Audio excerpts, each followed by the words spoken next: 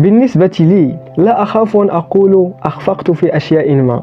أو أحببت شخص ما، لأني أؤمن يقينا أن الكأس الممتلئ لا يمكن أن يستقبل المزيد من جهة،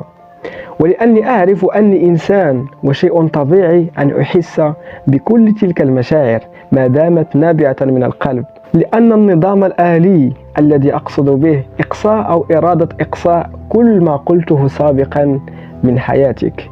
لأنك تظن أنك ستعيش حياة مليئة بالنجاح والتطور، إلا أن هذا متناقض مع الفطرة، لأن الإنسان خلق ليفشل ويتعلم تارة، ويحب وينسى تارة أخرى، وليتعب ويستريح، ولينعزل أياما معدودة ويعود ليجتمع مع غيره من جديد. ومن حاول المقاومة استنزفت طاقته ووقع فيما كان يقاومه. لذلك بالنسبة لي الإنسان خلق ليكون إنسانا وليس شيئا آخر.